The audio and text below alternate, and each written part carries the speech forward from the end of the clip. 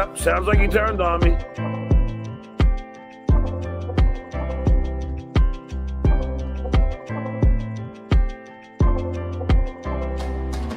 Or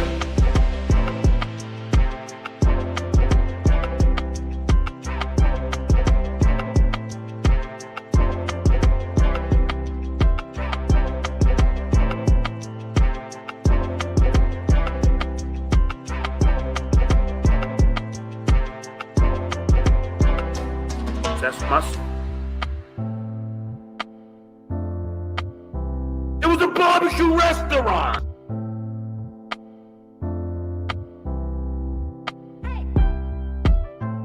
Device not connected.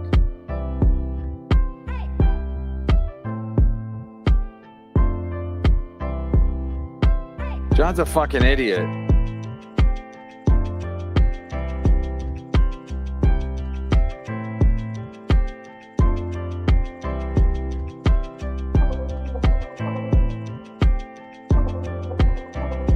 I'm a man who loves berries and cream. You know what that means, Dave? I'm the GOAT!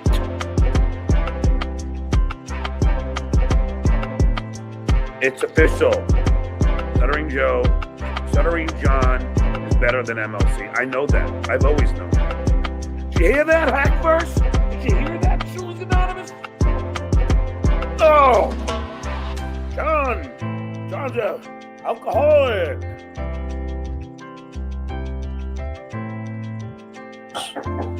Yes.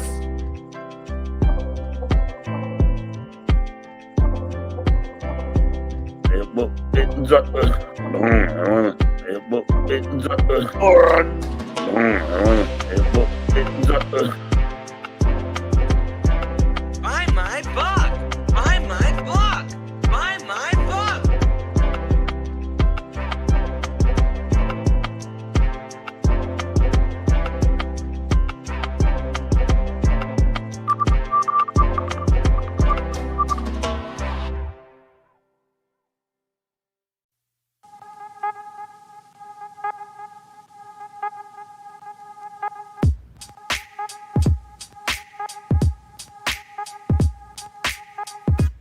Yeah.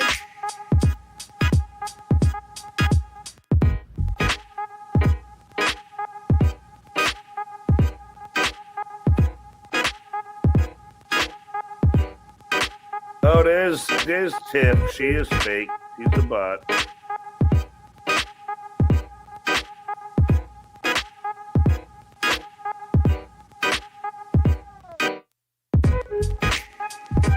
Yep, sounds like he turned on me.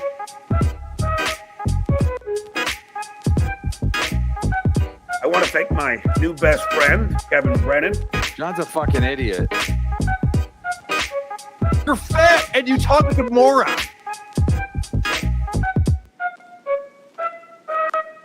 Werner von Braun.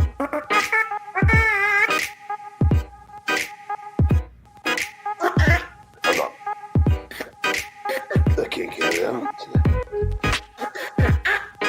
That was lame.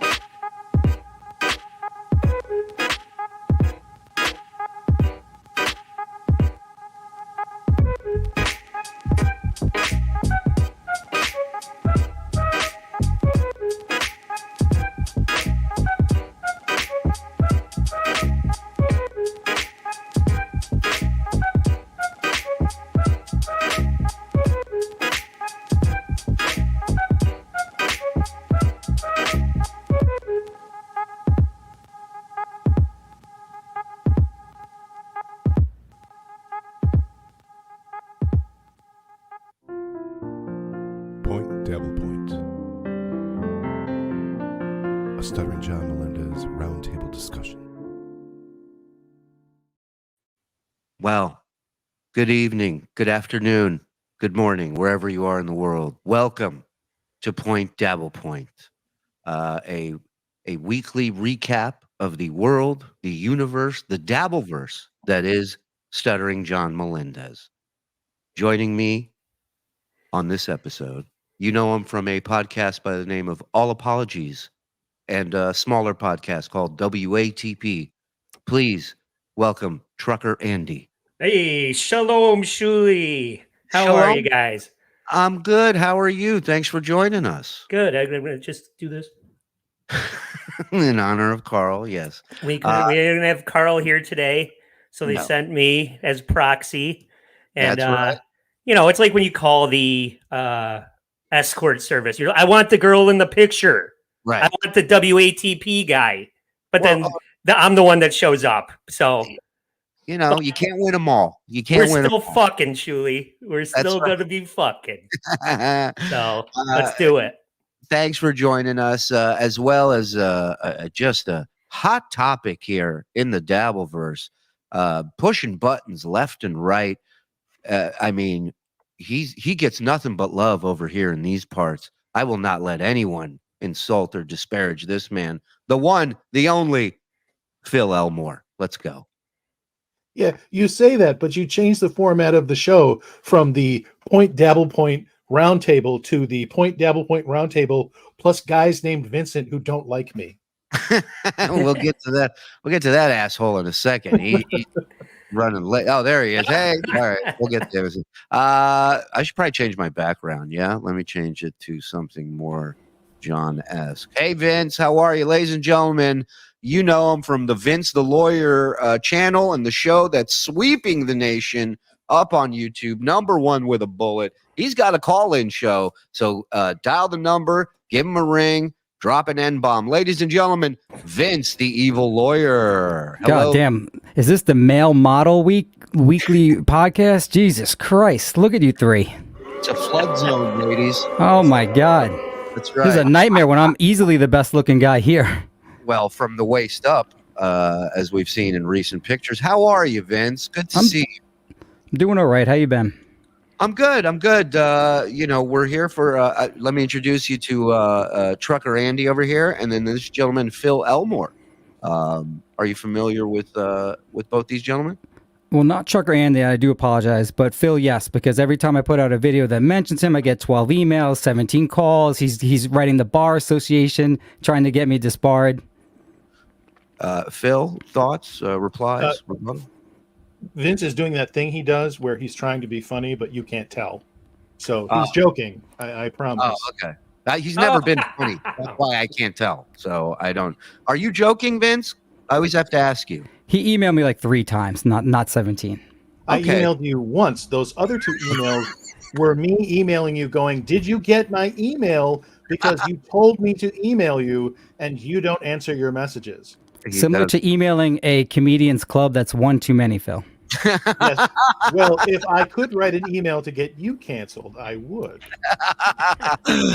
Now we got a show, ladies and gentlemen. Welcome. Yes, Welcome. unfortunately, evil is impervious to emailing.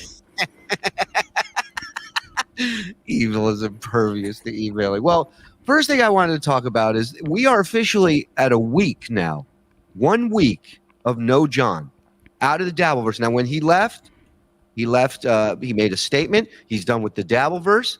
He's going to even stay off of Twitter. And he doesn't need any of this. He's talked to family. Family has given him their opinion. He doesn't need it. He agrees. He's out. Since then, he is back on Twitter.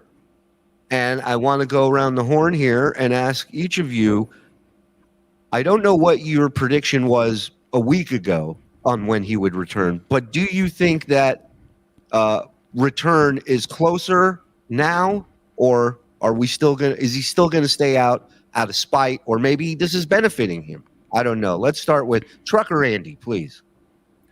I personally think that Stuttering John has a financial and an emotional void in his soul that needs to be filled by being on the internet. He can't do without the super chatting and the little bit of praise that comes along with that. He wants the attention. So it's just a matter of time before he comes back.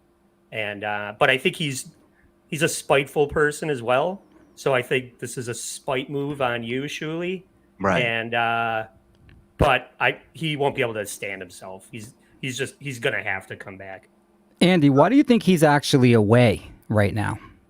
Great question. Probably because he gets burned out with being humiliated left and right. He's not a tech savvy person up against an army of people that are. So I think the easiest thing for him to do is just not be there instead of trying to be in a fight that he can't compete in. So it has nothing to do with the potential strikes then Potential strikes on his YouTube account? I mean, well, that goes along with being outsmarted, and I mean, I think it has a lot to do with that. But that goes back to that point about just picking a fight that you can't win. And for the record, we never struck his channel. We have the ability still right now to do so if we wanted to, but I decided we were not going to do that. How do you have that ability? I mean, I can't get into details. You have your secrets. I have mine, but we have that ability. Well, do the 100%. strikes expire? Is there a time, like, is it 6 months? Does it ever go away? Frog, get in here. Do you have an answer to that? No, I don't actually. So there's nothing clear in the terms of service about whether they do or don't expire. But Because even though the video is gone, the violation, the video still lives on their end, right? Right. That it specifically says is that a deleted video can still get a community guideline strike. Because if the framework of this was you get 3 strikes within, I don't know, call it 90 days and you have no channel anymore, it's conceivable he could wait it out for a strike to expire so that he's safe again. But I don't know how that works. Vince, your thoughts? Yeah, Phil, that's exactly how it works. You can wait the 90 days and then you won't get a strike. In theory, you won't have your channel deleted. So that's something that John has to consider. If you do remove a video, obviously it has no bearing on whether someone can copyright strike it. And you can copyright strike at any point, so long as your copyright is valid. Yes, ours is 100% valid. I still question that, though, because there's no proof that you had ownership or were assigned the ownership of that right. That's what I said to you. What do you think of that? This turned into Shakespeare in the Park really fast. That's right. That's right. Do you think? Well, do you think his return is sooner, or I mean, do you have a gut feeling on if John's coming back? Well, that's the thing. I mean, if you're speaking about why he's away, and if the answer is he's away because he's waiting out the 90 days, then it'll be the 90 days. John will be 100% back. It's just a matter of time, assuming it's the time limit relating to the strikes. There's a ridiculous theory that went around. I don't know if you've addressed this or not, but there's this crazy theory somebody floated that his ex-wife's husband is currently paying him to not broadcast. There was another rumor that they have forced him into some sort of rehab facility. What have you heard? Because you're down there with all the scumbags, Vince. What have you heard? Well, I was going to ask Andy if he heard that, but have you seen Susanna's new husband, Andy, Aaron? I have not, no. I mean, that sounds like a ridiculous theory, personally. Yeah, because he's half black, half white, and he builds sailboats in their garage, literally. I don't think he's got the money to pay John. So I'd say that's probably not a valid theory. And your second one was the rehab. A narcissist will most likely never go to a rehab. Now, he mentioned that he walked away because his son had a talk with him and said, "You don't need this, Dad. It's causing you mental anguish." Is it a narcissistic thing that they have to hear it from certain people before it officially clicks in their head? Because he's had to have had this thought during all these attempts to pull one over on this one, and this falls through and that one falls through. He's had to have sit there at the bar or on his couch and go, the fuck do I need this shit for? See, but why is it that it's somebody, like, it has to be a certain person to say that for it to be okay for them to go forward with it? I feel like it doesn't matter who says it to him. I think he enjoys being able to tell you that he's doing this noble thing for his child. But I don't think anyone who tells him don't do the thing you want to do is getting past him saying, I'm going to do what I want. So I think he left for his own reasons and dressed it up as this noble act. 100% agree, right? Because a narcissist doesn't give a shit what their kids think they believe their kids are an absolute extension of them. They're not independent bodies capable of making their own decisions. And a narcissist does not care what his child thinks. Now, why is he listening to his son in high school and the advice a high school kid's going to give him? That's a theory.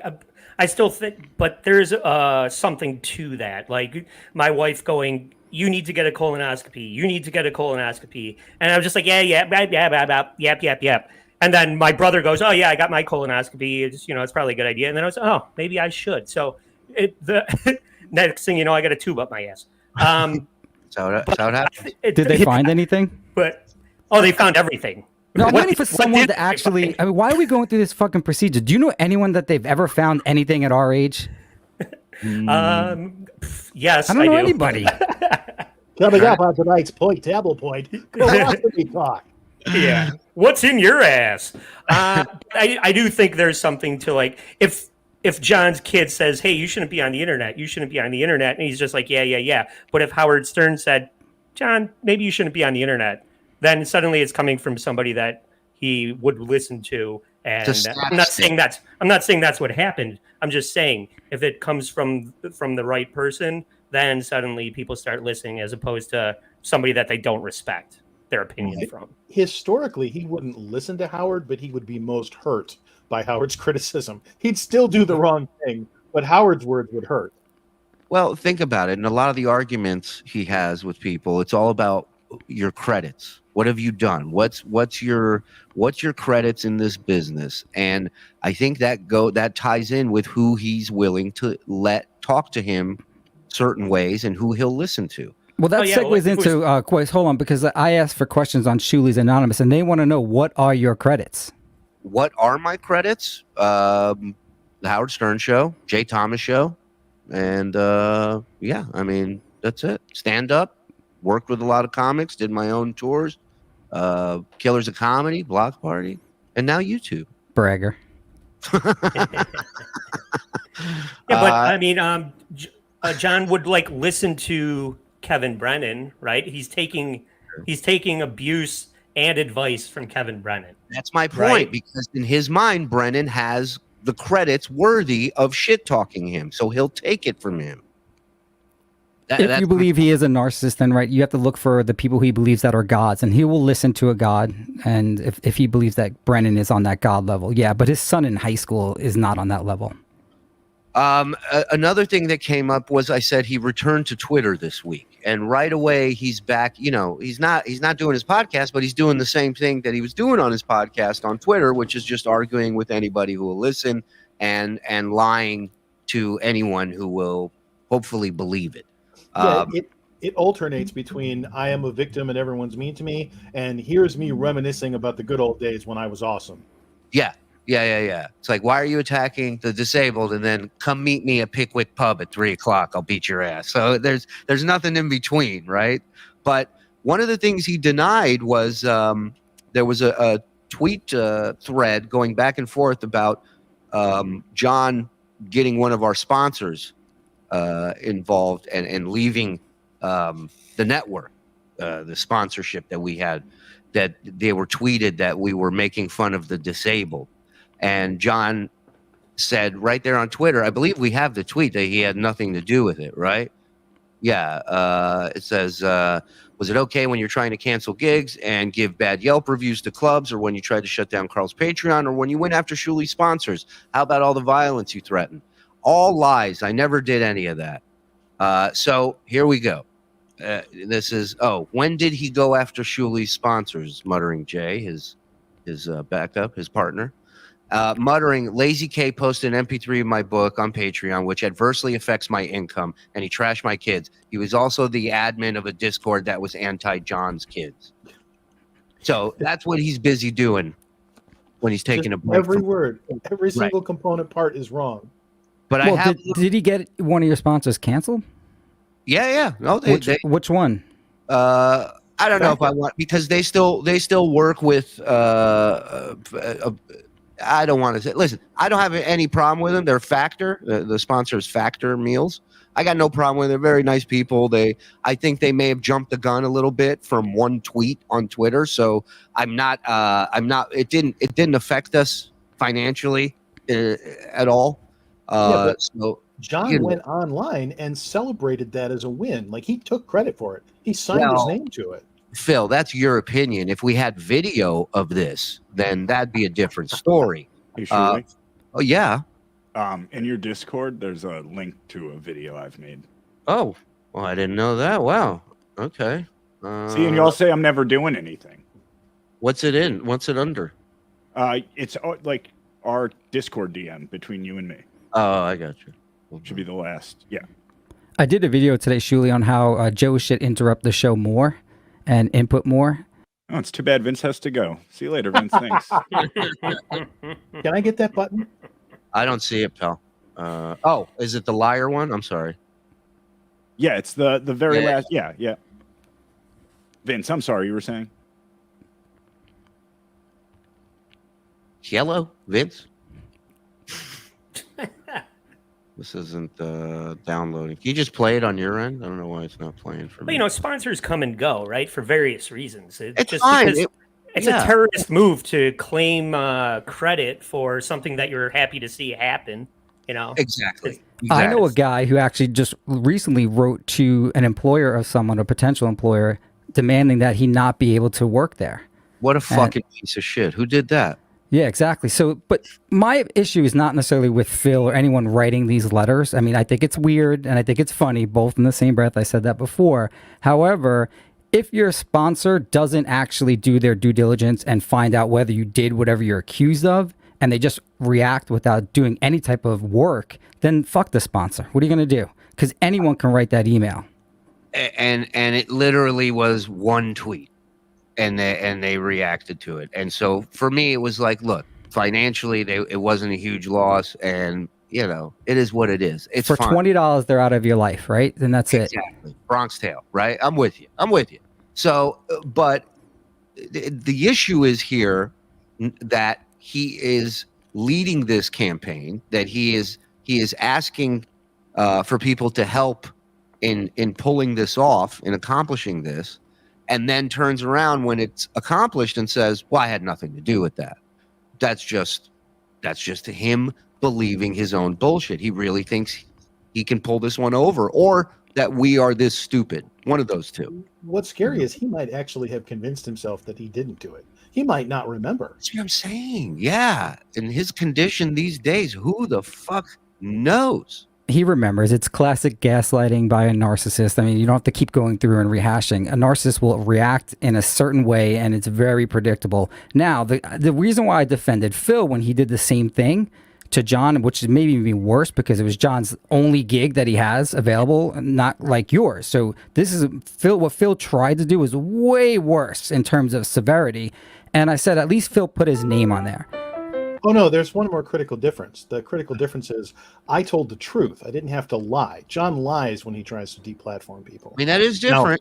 Now, I could climb into my DeLorean and go back in time and try to take it back. Since I can't do that, I had to be satisfied with apologizing to Vinny to his face, saying I wouldn't do it again, admitting I was wrong, and saying that all of this is something that I wouldn't try again. But by all means, let's pretend that this is the greatest moral outrage that has ever happened in the history of time, while John continues lying to accomplish the same end. Yeah, and Vince, just be careful. Phil is a real deal martial artist. Hold on, take that off for a second. I want to just let Vince know that he's up against the real deal over here, and just show him. Look at this, okay, Vince? You don't want any of this, dude.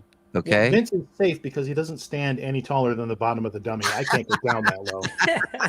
He's got you there. I'm surprised there's not a picture of Vinny's face on that dummy at this point.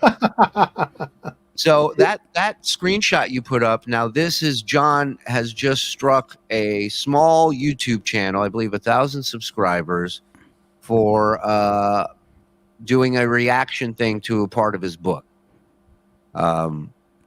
So John, again, was just crying the other day, a week ago, that if they strike me, I'll leave. How can you strike me? And continues continues to go after people.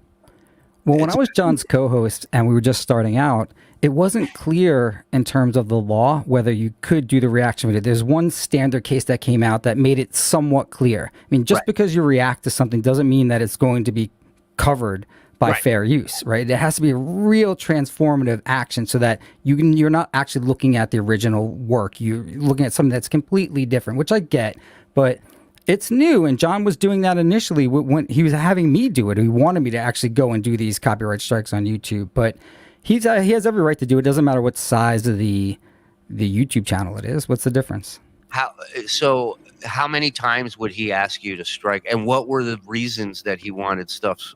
It was more about he wanted me to go after the nerds, those Revenge of the Nerds guys, because they were using his stand-up. Revenge of the Sith. Yeah, those guys. And I mean, again, I was telling John, it was all a different time. I didn't realize what he was, that he was a narcissist. I was trying to preach him and teach him, and it's not going to go anywhere. So he didn't stop with that. So, yeah, that was it. The size of the channel is relevant because it indicates that this isn't one of his big enemies. This isn't one of the channels that's been mocking him and destroying his life. It's not WATP. It's some guy that has 1,000 followers who, among his many reaction videos, talked about John a few times. Well, Phil, you wrote to a club that can hold 250 people. That guy has 1,000 subscribers. So you went even smaller in theory. I'm not sure how that irrelevant point is relevant to this, but okay. It's extremely relevant because you're the one who was trying to cancel John. So you have no right to go and claim that he's doing something wrong when he's actually making a claim for his protected work. Oh, I see. This is that thing you do where you don't understand basic logic and reason. My argument was that because it's an insignificant channel, there's no reason John would have noticed it. So he's clearly spending his time combing the internet for things to complain about. That's the issue. That's why that's a relevant point. I'm sorry, that may not have been clear. Any follow-up? Yeah. Let's move Phil on. just hates any Italian name. Shuli. Yeah. Well, no, it seems like everybody on here has fucked with John in real life in some way, shape, or form, though. So, like, where's the line?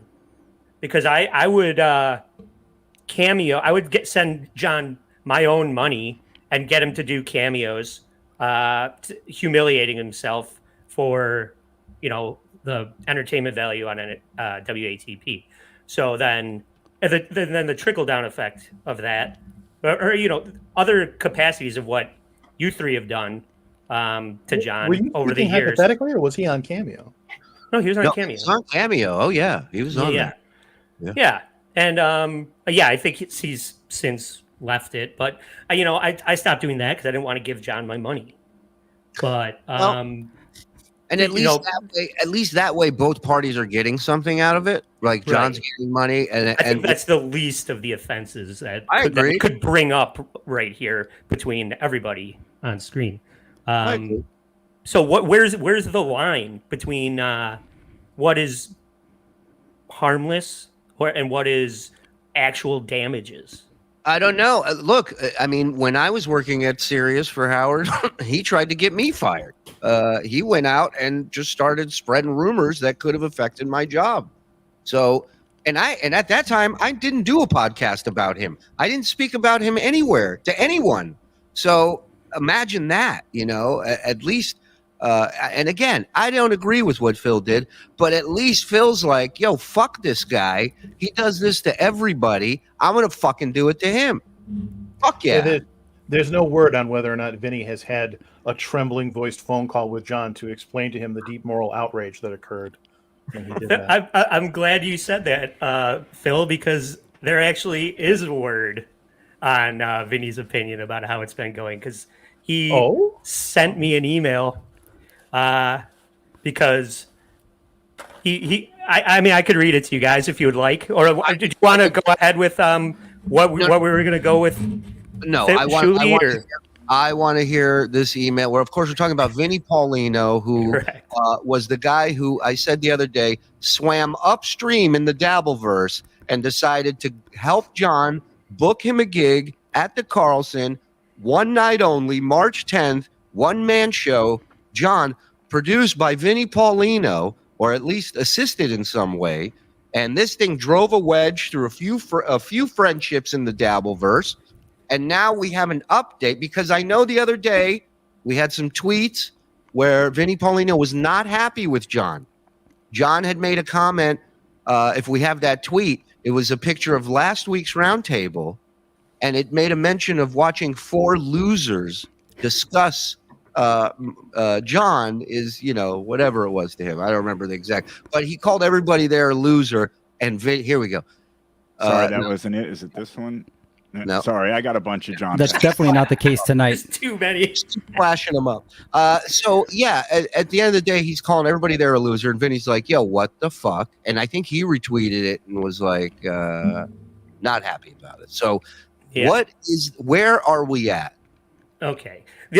That you are accurate when you say what I know of like Vinny's stance with John right now is that he is frustrated and with the way John has been handling things recently, but he's also frustrated with the heat that Phil's putting on him, seemingly in like a one-sided conversation. Putting on. He's watching super chats roll in. He's hearing comments that are coming up on your show, Phil. Right, and I'm gonna preface this, Phil, with don't shoot the messenger. But No, that's fine. Well, I Shuli, just- shouldn't we? like, We need I've to hear. actually been Hold on, fine. Phil. Can Phil read the email that he sent so we can get some context as to what actually was said? I might be able to find it. Yeah, I Yeah. mean that's the biggest thing. Yeah, I mean, Andy, your email, Vinny crying like a little baby about it is fine, and we'll hear that. But I think we never heard from Phil, Oh, and no, I want to hear that email. we'll play it after yours, but we got to go in timeline, right? I mean, Phil's is the money shot because he's Okay, got. calm down, producer Vinny. No, he's. I'm siding with my attorney on this. I think he's 100% You want me to right. find it? Thanks, Phil. let's go chronologically. Yeah. I support Alright. that. Well, Phil, what were you Phil wearing looks when for you sent that. the email? What were you wearing? What color was the polo shirt that you were wearing that day? Was it a legit gi you were dressed in when you sent it? What color belt?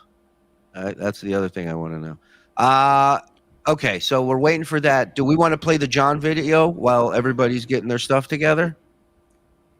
Sounds like a Froggy? plan. There we go.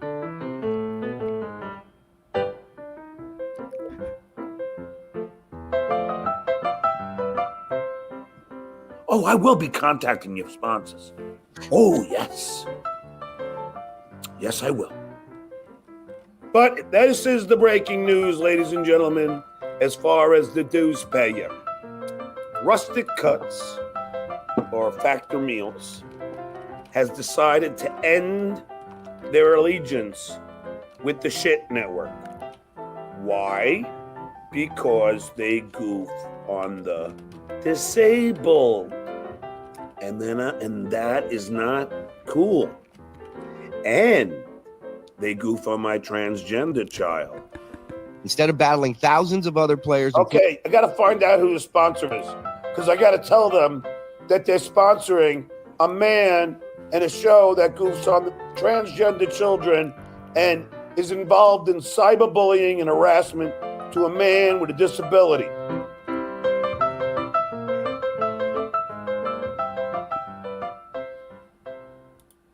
I miss Pilgrim John. I'm with you. I kind of do too. Okay, I have that email.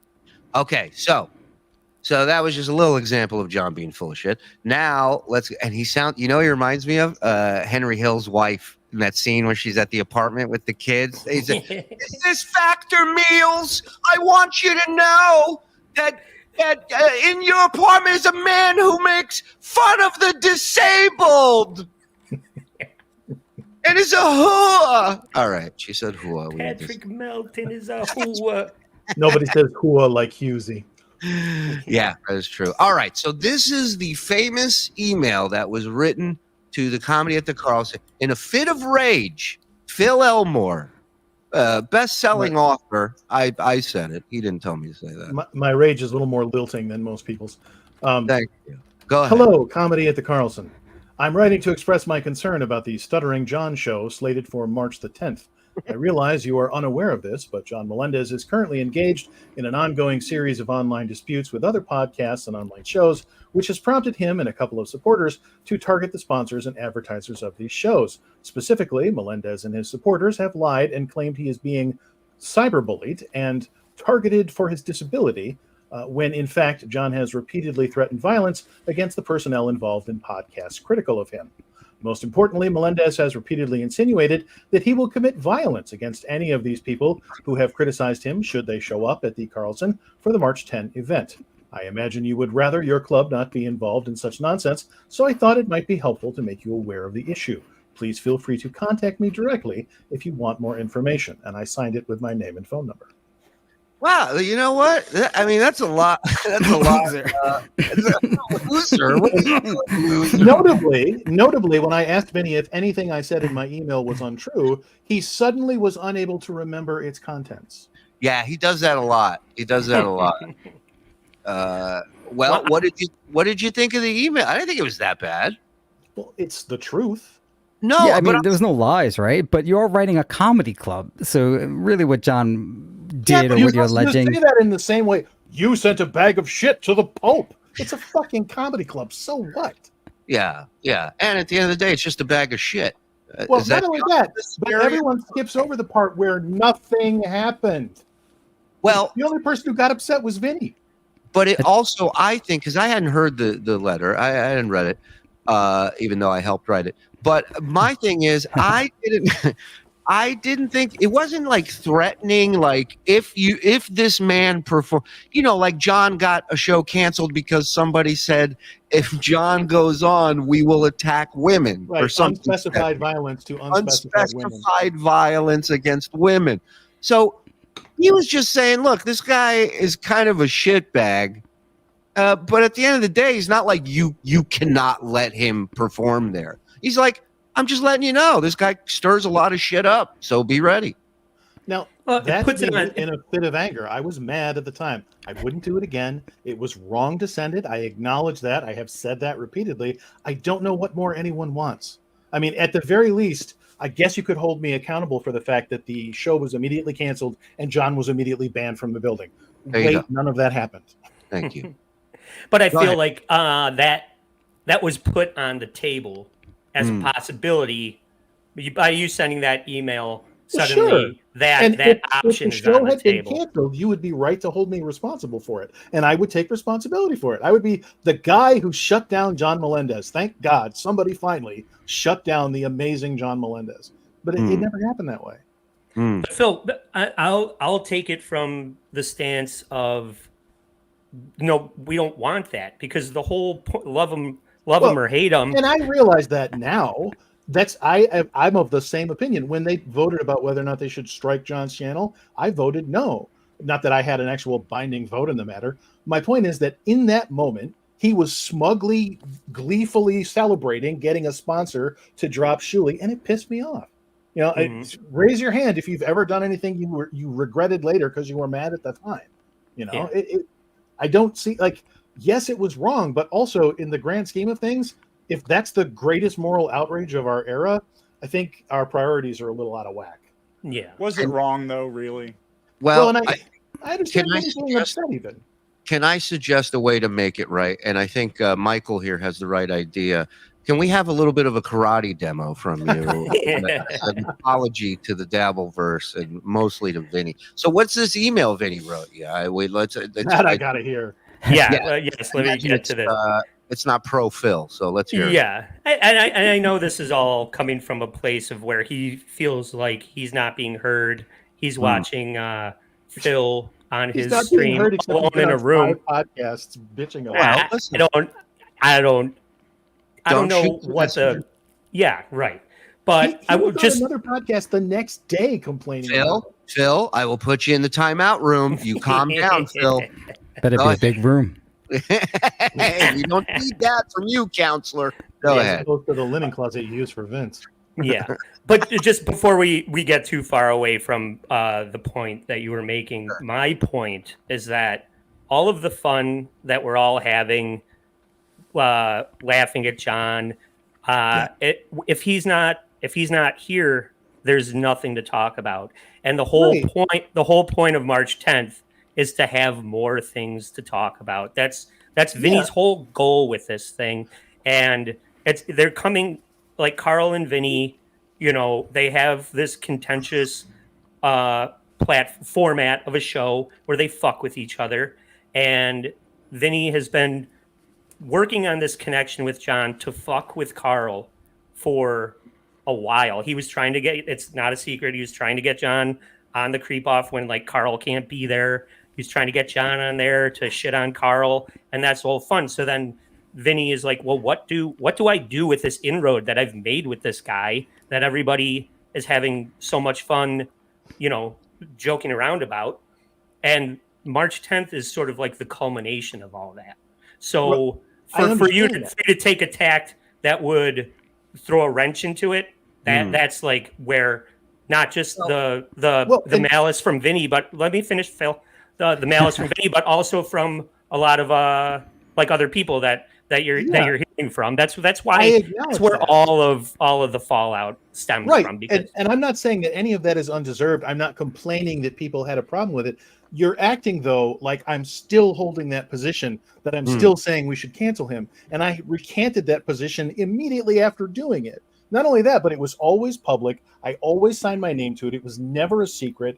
It wasn't Vinny who told the world I sent that email. It was me right after I did it, the same day when I tweeted at them at the same time.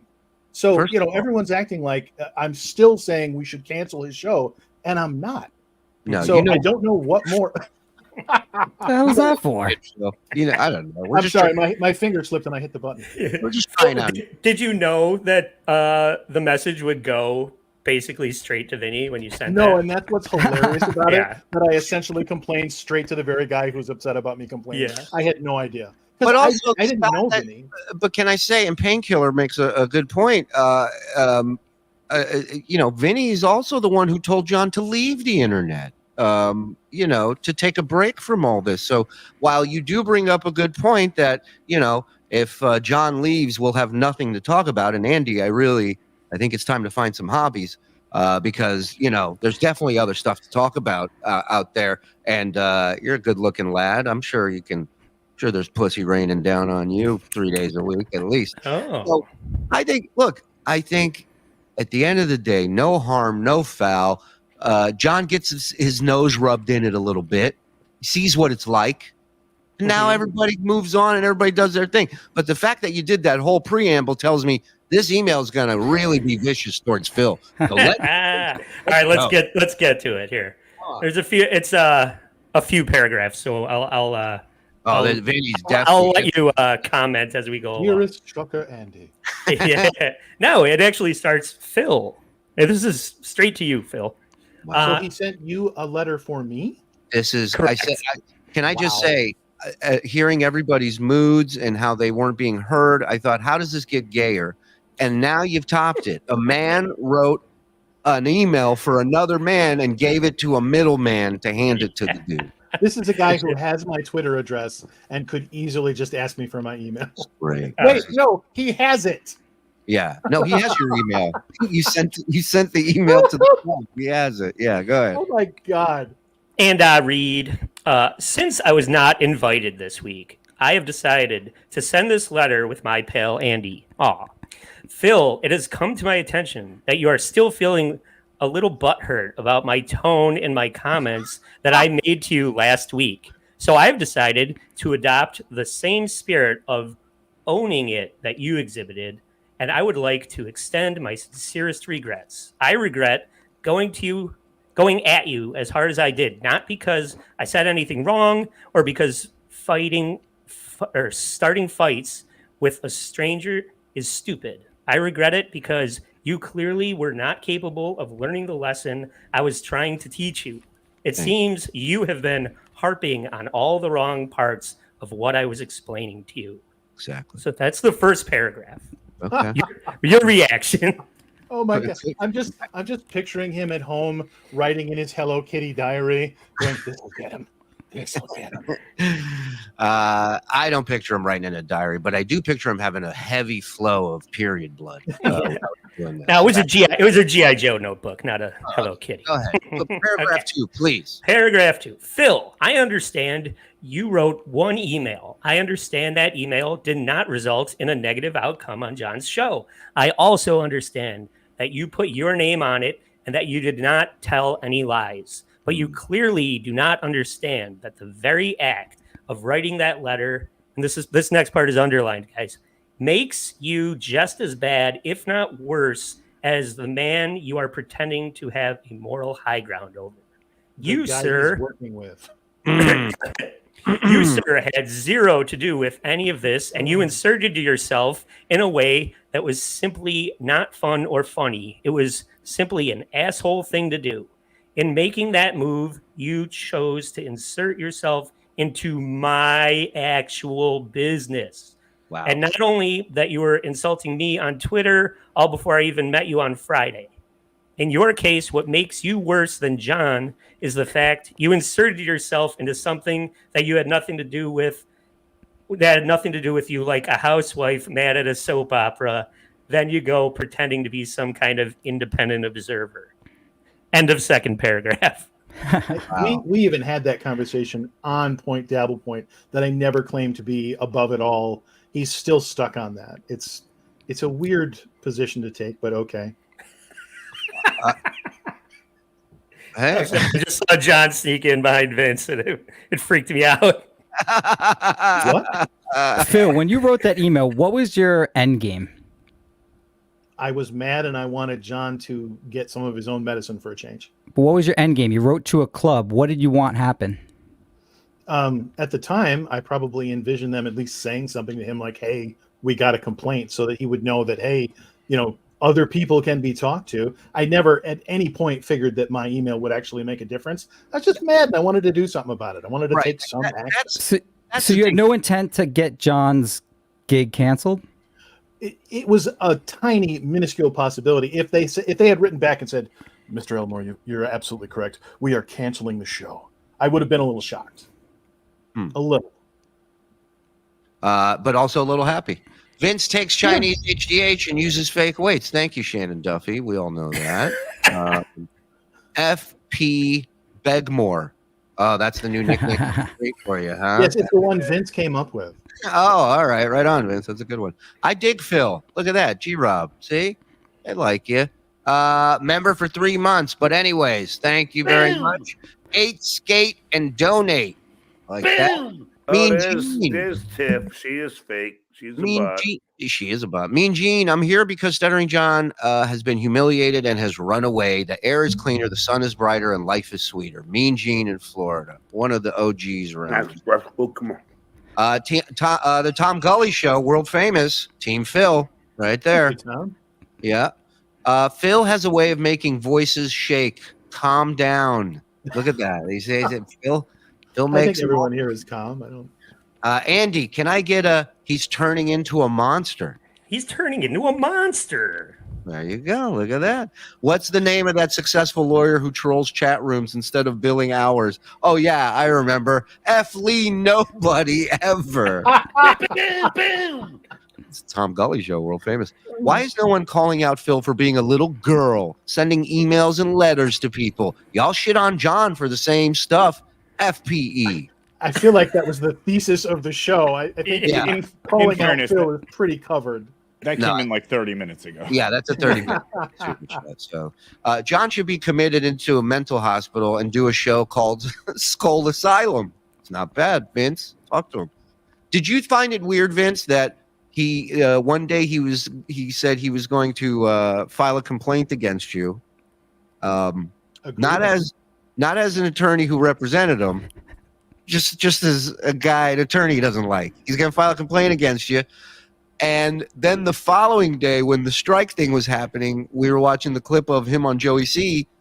DG says, you should get Vince involved. He knows this stuff. And he goes, yeah, it's not a bad idea. I'll reach out to Vince. He goes, did he reach out to you? Did he contact you? I don't know, because I actually emailed DG during that show, or maybe the next day, and I said, look, I can help John with the situation, but what I wanted to do was just something different, have you guys work out something as opposed to doing the vote. So I never got a response from it, but yeah, the grievance committee gets all these crazy people, and they do great in New York as to filtering them out. So we don't actually ever get most of the complaints. If John's complaint did get through and he proved that he was a client of mine and that somehow they had a valid grievance, then I have a right to a hearing. Right. Vince, is there a difference between a grievance and a bar complaint? Yeah, I mean, it depends on who's making it. Well, let's say it's somebody who was not your client. Obviously, you've said it's not likely they could file a grievance. Can they file a bar complaint? Is that how that works? I don't think so. No. Hi, Factor Meals. I do over 130,000 views per month. I would love to represent your fantastic product. That's after they drop me. He went running after them to get them to sign up. I guarantee you that response was also from John. Yeah. That account was the one that I believe reached out to him at first. And if you go back to that thread, that account is mysteriously gone. So John's never going to stop trying to pick up Bob Levy's sloppy seconds. Andy has at least a third paragraph. Can we hear that? Yes. Yeah. Let me finish this out. Too. My apologies. Go ahead, please. No. Okay. To wrap this up, it concludes with, I believe trying to get someone canceled is shameful. No exceptions, not even if you are John Melendez, Carl, Shuli, you, I, or especially anyone listening. To finally reiterate the point that you have glossed over all week, when we tell John or anyone else that we would never try to get anyone's gigs canceled, platforming you makes us liars. In closing, I would like to congratulate you on joining the Shuli Network. Great pick, Shuli. Phil will make a fantastic whack packer. Can't wait until you tape him inside a cardboard box and send him to the moon. In closing, that bit was private, Vinny. You fucking piece of shit. That wasn't passive aggressive at all. No. I would say that email makes Vince look strong and masculine, and I appreciate that he took the time to send it. It's weird though, that line about no exceptions, not even for John Melendez, unless I'm booking a gig for him. Okay. Finally, it just ends with, in closing, Phil, go fuck yourself forever. XOXO Vinny. P.S. Cool mini chainsaw. I bet that'll come in handy when it comes time to remove that dead foot, and your place looks like it smells worse than John's. That is true. I'm glad that Vinny had the courage to say that when he was nowhere near a screen with me on it. I think that was brave, noble, and brave. You know how when chicks hang out, they get the same cycle. When you hang out with people, you start to run away from people online. Hold on. First of all, the beginning of that email was, I wasn't invited. I didn't invite because I know your daddy won't allow you to come on here because I don't want to jeopardize your March 10th gold mine of a gig over there. So that's why I'd invite Paulino on every goddamn day. You kidding me? That email, though, it was a break glass in case of. He said, only bring this letter up if Phil brings me up. So I love it. I love the passion. I love the passion in this. Oh, I did. Yeah, I did. Yeah. I love how these two will do anything to avoid exercise. They spend all this time emailing each other. Get on the damn treadmill or something. Stop eating. I mean, I've never seen two bigger boys go at nothing. And we're really arguing over nothing now. Yeah, you guys can't write this email on a treadmill? For real. I think he's got a point. I mean, he's a prick, but he makes sense. Well, show up on March 10th because I feel like it's going to, between Vinny and Phil, it'll be like the Weird Al interpretation of the Beat It fight. Hey, I think poor Vinny has suffered enough. No, I'm bringing Phil there. I already made the reservations. I'm bringing High Pitch and Phil, and we're picking Phil up. I'm not sure you want me in the same room as you. What? The like button, you fucking coward. You're going to be in the same truck as me. Oh, you have a truck? I don't think so. I have to rent a truck. I have High Pitch and Phil going to Rochester from New York. We're going to pick Phil up in Syracuse, and we're going to head over to Rochester. I get it. It's a fat joke. I didn't think you would do No, it's not a joke. 50th time. It's not a joke. I told you I got the tickets for VIP tickets. It's not a joke. U-Haul or It's incredibly expensive Flatbed. $40 VIP tickets. Flatbed. All right. So, hey, Andy, don't tell Phil to come. Tell John to come to that fucking show March 10th. Do you think? Do you honestly see John, Vinny, Paulino, Cardiff all crossing this finish line March 10th? John is the biggest X factor in all of this. I always knew that Really? it was too What makes you say that? Well, dude, Vinny's already got the. I know Cardiff and Vinny are going to be there. There's already a fun title card up at the Carlson, and it's still 5 months away. Right. But that runway of 5 months, there's so many things can go wrong with John between now and then. Yeah. That's the only when he went thing on that's gonna John's stop it. show, that one show he did with John, he said no one is worried about John not showing up. He has reassured me many times that he's coming. I figured that was the final word on it. He'll be there. And Phil, if you're still alive, I'm telling you, I have 2 tickets for you, and you're coming with High Pitch and me. I mean, I thought that was the deal we had. Are you having conversations in your head again? Because if I'm starting to talk back to you in the empty room, there are issues. Please, Vince, just do me a favor. Just hit record so I can hear. Can you teach me Kung Fu? I hear that for 7-hour drive. Hi-ya! All right, let's do. Mr. Phil is so scary. He flies so high above Macy's parade. That's not nice. It's not nice, but it's funny. Vince the lawyer, do you still think Shuli's boring? Yeah, do you? That was a joke. Oh, okay. Shalom from Scotland. Shalom, Danny. What's up, buddy? Thank you. Sodomy, Vince to psychology, what Corey Feldman to Dan. Okay, good. John rags on Shuli's credits, but I'm sure the slithery way he did things made it possible for anyone after him to get credits outside of Stern. You think so? You think John rigged the credits department? Here's another fake super chat from Jack Makakov. Wait a minute. All right, here's another one. Thank you, Jack. Beat it, Vince Moranis. Honey, he shrunk his legs. Yeah. I love this show and you all, except Vince the lawyer. Love PE. Love Phil Elmore. Look at that. Thank you. When is Burl Ives going to sing a holiday classic? I have very limited range. I can't even do the Norelco commercial version. Can Phil read that nice and slow in movie announcer voice? I don't know what he was reading. But, in a world where Vinny got an email. Oh, hey, guys. Thanks for making working until midnight bearable. Whenever I'm feeling down, I always remember it could be worse. I could be. Thank you, JG. Sorry. Phil's email points out red flags. R.E. Stuttering John. Boom! Vinny told John to leave the internet. Let's not forget that from Painkiller. FVTLL. What's the extra L? I don't know. This is like watching C-SPAN without all the laughs. Thank you, Matt. Appreciate it. I go roller coaster. Vince, no pass height rule. Is that true, Vince? You can't get on a lot of rides? Please. He Vinny, can't go on the scary ones. Yeah, this is to Vinny. Can you reply to Vinny's email and let him know Peter O'Keefe said take a Midol? Vinny. Yeah, okay. Whoa. VP, Vinny Paulino is Stuttering John if Stuttering John had met Carl instead of Howard. Wow. That's some deep shit right there. Big fan of Filthy Elmore. F. Vince the lawyer. Have a good weekend, y'all. Thank you, Willie Taint. It's my rap name. I like it. Dr. Chorizo, that letter sounds like a kid being forced to write letters home to their parents while a kidnapper has a gun to their head. Vince, I hope you're typing out a super chat over there. Phil should offer to teach John's son how to shave. All right, thank you.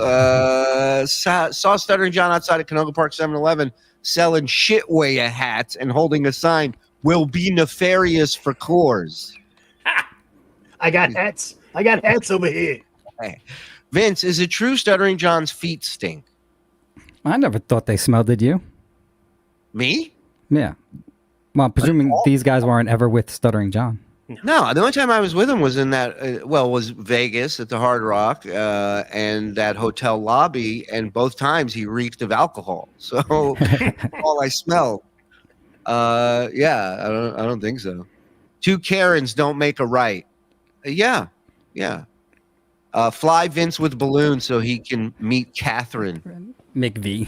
Breaking news. I slowed down the speed of Phil's karate punching video. Shocking. Phil is exposed. All talk, no punch. First of all, The fact that you thought that was real speed, Scalzo photo, is mind-boggling to me. Vince, can you book me a stay in Carl's Florida house too? Yeah, so we actually are doing a pool party at Carl's house. It's on Verbo for $169 a night, which is so fucking cheap. I've never even seen a house that cheap ever. So we're gonna get it for at least a week, and I'm working out the technical aspect because I don't want Carl to see my name on it. So we have to use somebody else's. Right. So hopefully a lot of pool parties will be being booked, so he won't know which is which, and then you'll get in. That's how you're going to go under the radar. It's not a bringer show, Vince, especially since you're John's opener with bad fat jokes. Wow. FVP, he's blaming Phil for all his harassment.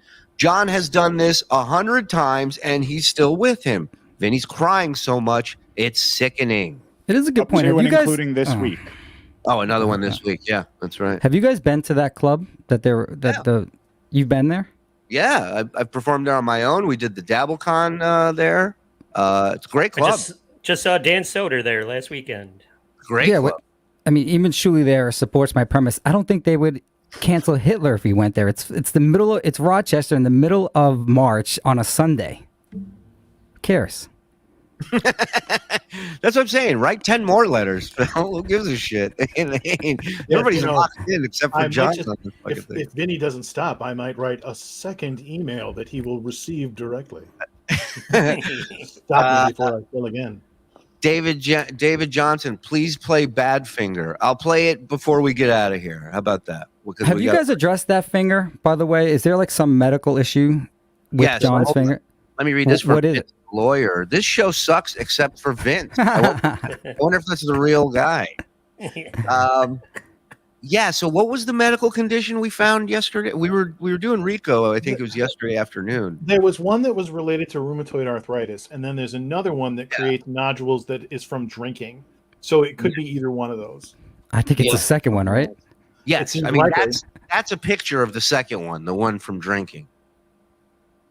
So Not John's actual hand, though, correct? No, that's his actual hand. And then, well, I mean, since we're talking about it, I got to play it now. We have from Mike Morse, the great Mike Morse. He put together a little song to Goldfinger called Badfinger. Bent Finger, sorry. So this is a little ditty called Bent Finger from Mike Morse.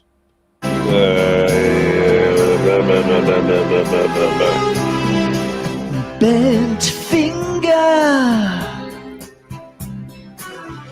it points east when John is pointing west. What a fucking mess. Such an odd finger, half is straight and half just fucking hangs. Looks like a boomerang.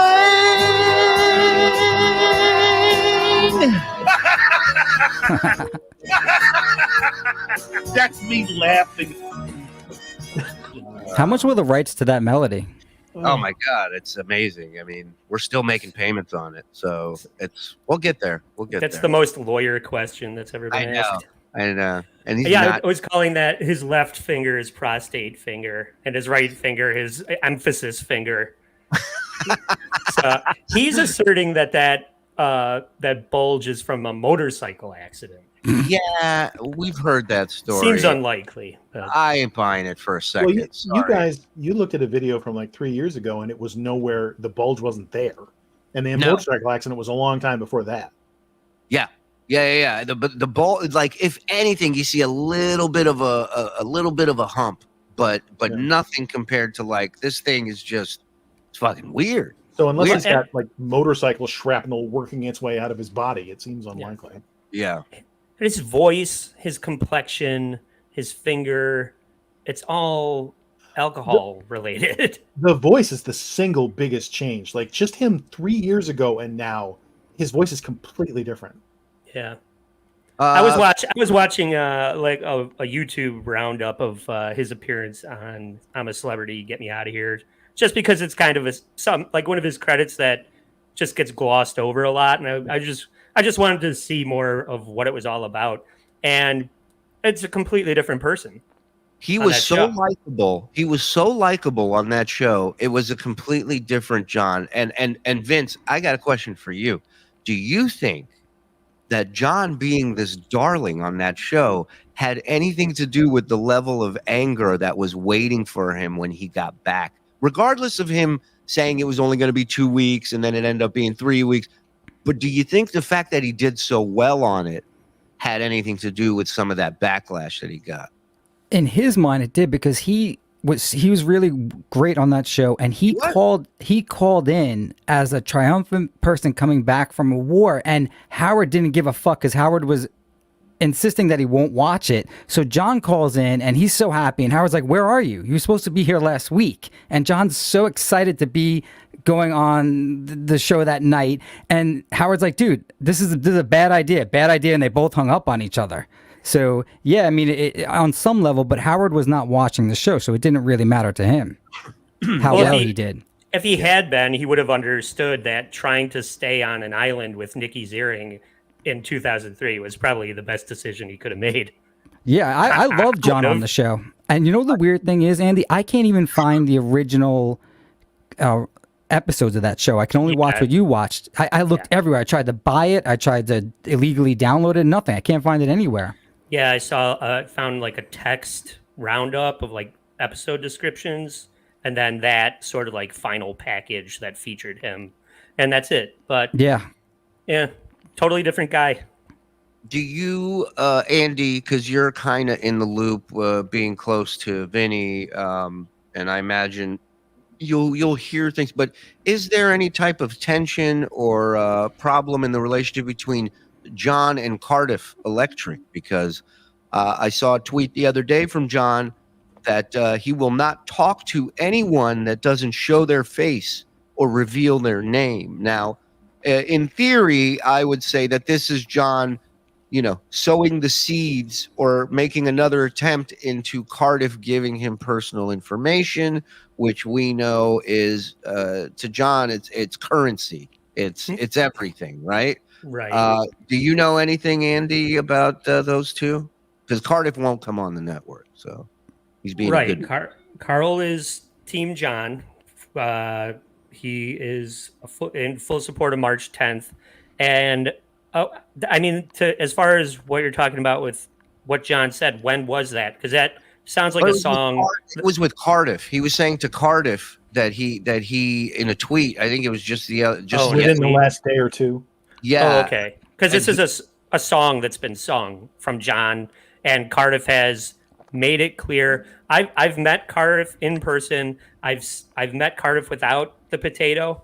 I do not know Cardiff's real name. Cardiff is too smart to reveal that, and he's made the point, and it's a valid point, that whether John says he won't reveal it or not, John, you can't trust John with that information. He'll reveal it inadvertently. He's done it before with other people, so it's just not going to happen. Like, Cardiff is he's too savvy with his protecting his identity. So, people that his closest colleagues don't know his real name, and it's just, I mean, all this shit about, if you come on my show, I'll take the mask off. It's all that, it's a bit. Cardiff knows how to have fun. So, well, lucky for him, he's working with a guy who doesn't. So this should be all that to say is I don't fucking know. Right. Phil, what about you? You know anything? You hear the reason we're asking if there's tension now is because this was in response to John tweeted within the last 2 days. It was either yesterday or the day before. Cardiff is butthurt because I won't respond to him. I only respond to people with names and faces. So what he's saying is there's been an attempt made to talk to him in recent memory, and he has denied it. And then Cardiff wrote back, why? And he wrote back, because I only respond to people with names and faces. So this is more recent. It's like the tension is ramping up. So whatever's going on, I think when Cardiff did his members only stream last night, and it was hinted that John might be on, or at least somebody put a chat in the chat before the show started, Cardiff, I didn't get to Venmo yet. And I don't even, that probably wasn't John. It was probably an imposter. But an attempt was made to make it look like John might be on. And then I don't think Cardiff had any reasonable expectation that was going to happen. So he's obviously having fun with the idea. That tells me there's some kind of tension there. Like it's not all smooth sailing. It took me 3 days to get Cardiff's real identity because right after I met him at Pottstown, we were talking and I didn't know who this dude was, right? I saw him on the show, I think, but then I had to figure out who it was, and I never disclosed it to John. But I mean, if John had a real issue, then perhaps he could spend a little money to get the identity. But why do these guys want to do this, but they don't want to show their face? Is that their issue, or they don't want to have an issue with their employer or something like that? I think it's mainly that they want to be able to say what they want to say for entertainment value and humor's sake, and not have to suffer any kind of repercussions with employment. Because I mean, the first thing everybody does is run and say, "Oh, I found out where they live. I found out who they are. Let's start tweeting and emailing, Post it on Reddit, getting them fucking fired, and all this horse shit." The Hackride, who's going to be a guest on Replayables tonight, he actually made a great video about this. He made a great, relatively short video. I think it's clipped from a longer podcast where he talked about the value of the masks and the filters and why people would choose to podcast anonymously and what it's for and what it gets you. I would encourage anybody to watch that video. Well, take it from me, a guy that's seen Cardiff without the mask. The potato is way more fun. I mean, he comes out with his real identity. Nobody's gonna like that more than what he's doing. Nobody's gonna like the real guy that's got his hand up Tukey. Like Tukey is great. The voice is great. The second all that goes away, you remove all the mystique and fun of these characters that everybody's enjoying. So I don't see the value in them revealing their real identities. No, it's marketing too, because in a crowded field of commentators, that's a way of setting themselves apart. Sure. Definitely. Sure. And I've seen them all maskless. Dabbler, Cardiff, OJ, Carlos Danger. He's the ugliest. And I got to say, I mean, one word, horrific. So that is another reason why this is done this way. And God bless them for it. They're all talented. Phil, were you honestly concerned John was going to commit violence, or were you just being I think he misspelled cunt? Were you being a little bit of both? I think when someone repeatedly threatens violence and talks about it constantly, you should believe them. Okay. I think he has that capacity. Here's a roundtable toss up here. Is Muttering Jay Stuttering Jay? What say you? Vince, let's start with you. No, it can't be. Yeah, I'm with you. It's not. Muttering Jay is too good at research. It's Stuttering John's never done. They don't communicate the same. The research. Right. The writing, the grammar, the punctuation. Definitely. Because John's sock puppets are always painfully obvious. Very, very. So, yeah, I don't believe that it is. This show stinks, including and especially Vince. Wow.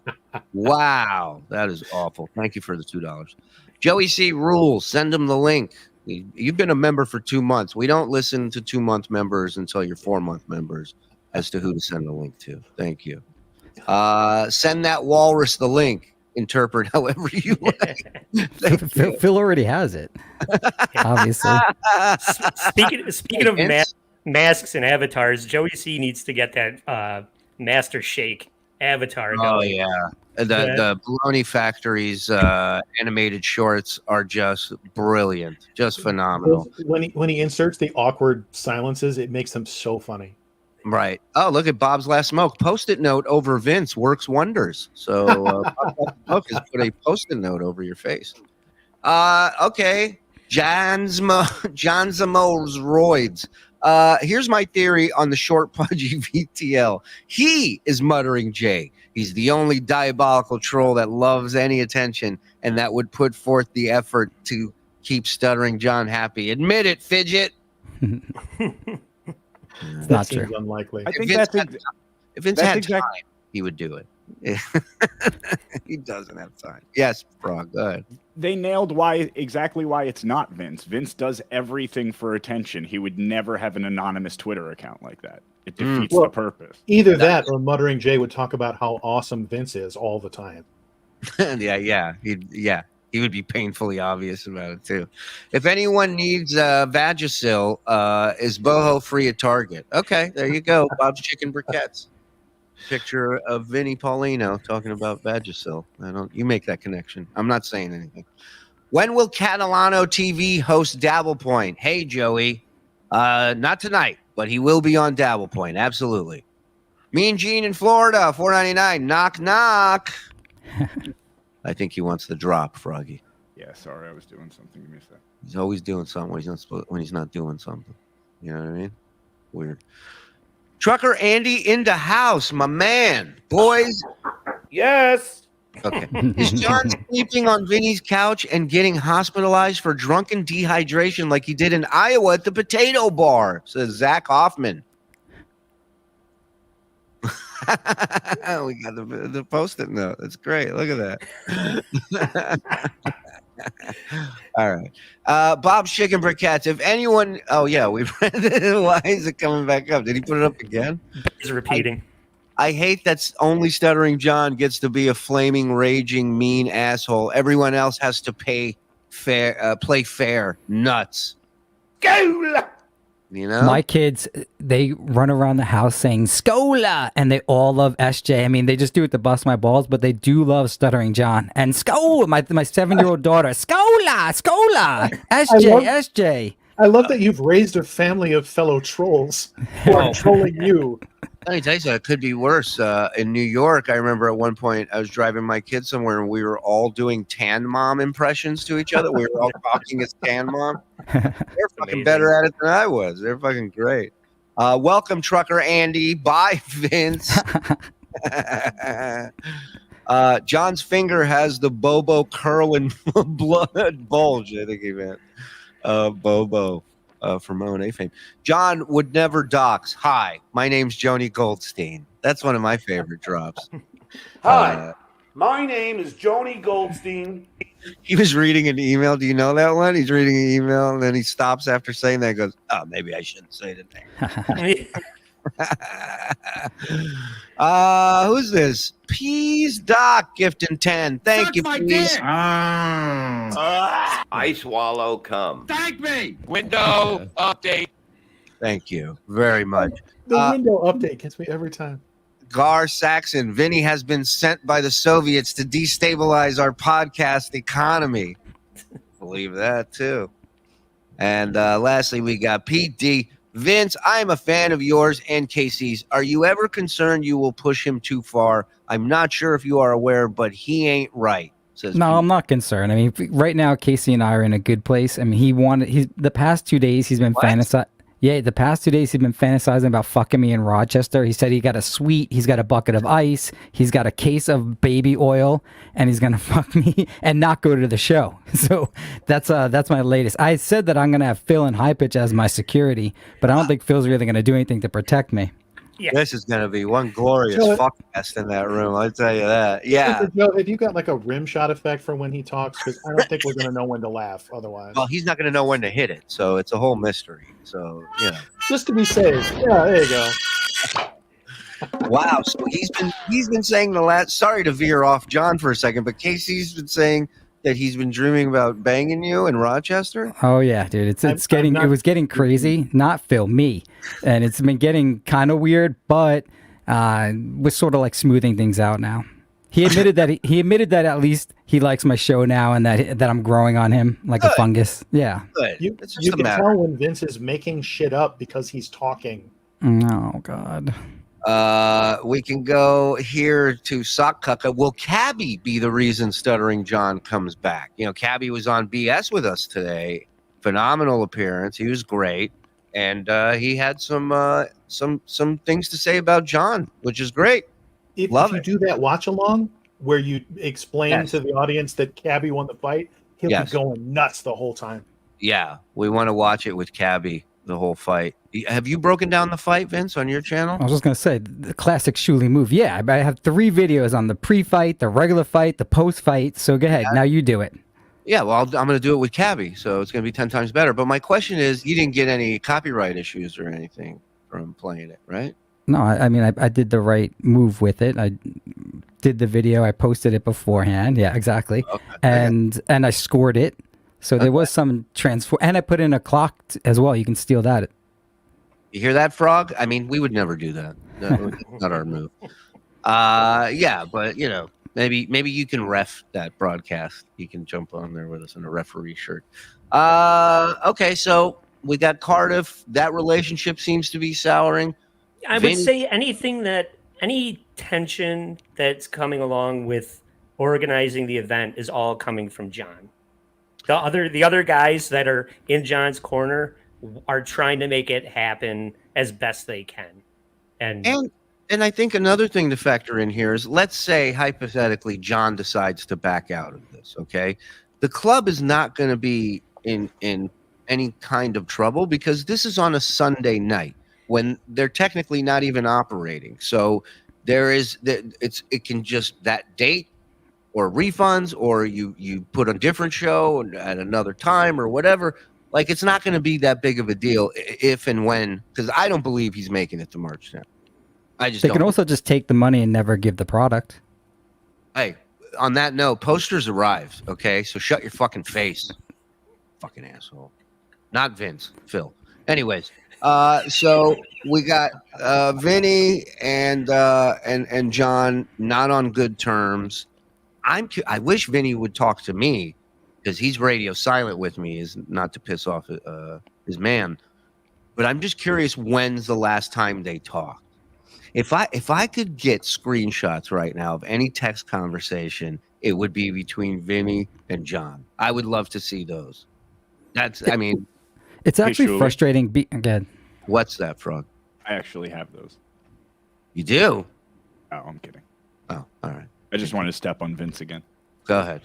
Yes, Vince, you were saying? Phil loves anything against me.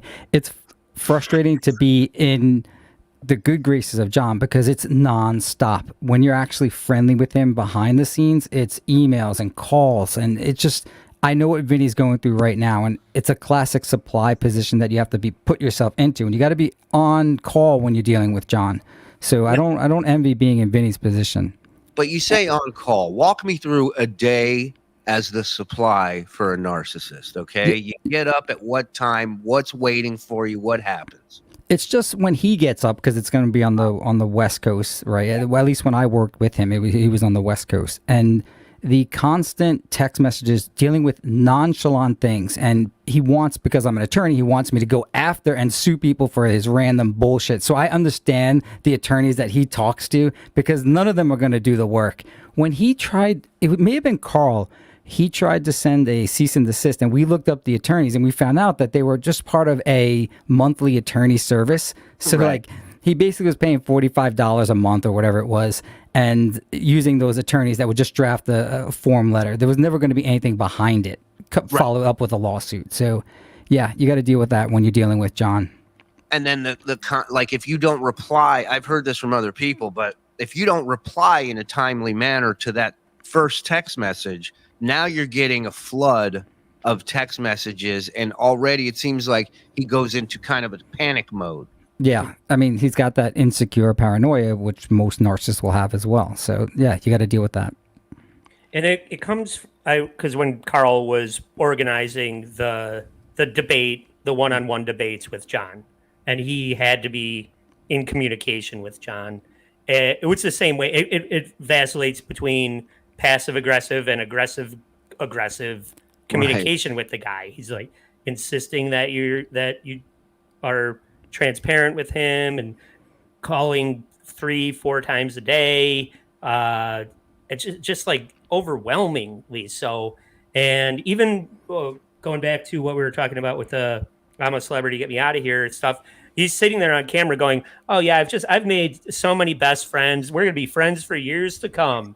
He thinks that all these people that are just casual acquaintances are his best friends until they inevitably prove otherwise, and then he turns on them over like nothing, like just because you won't text him 10 times a day.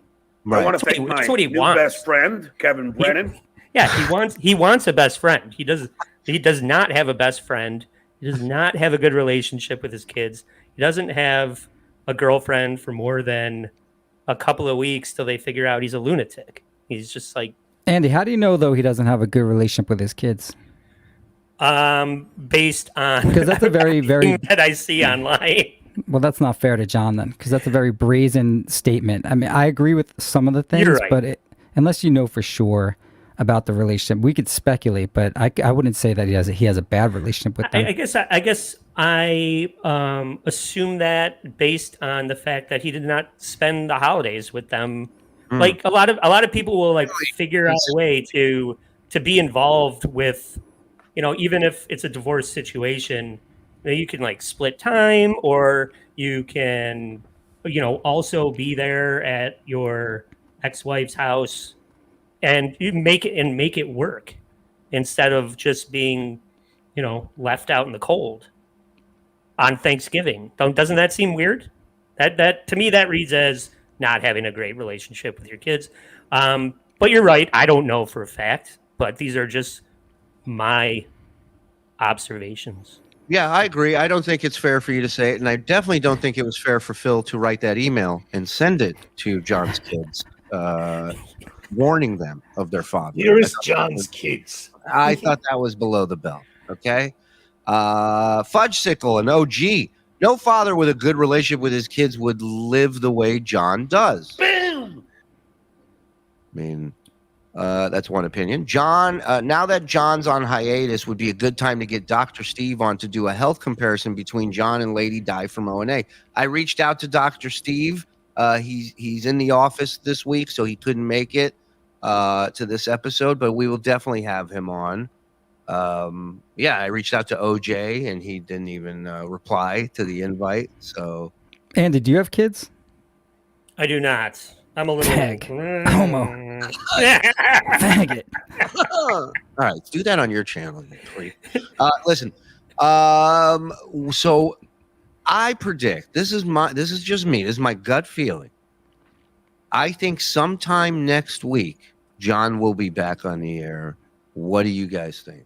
I agree. He's going to eventually need the money, and the 21st came and went, so he's got a few days. The 21st being the when the money actually transfers into the client's account from AdSense. So the money that they're making on YouTube, the money Shuli's not going to show any of us, will eventually be in his account next month on the 21st.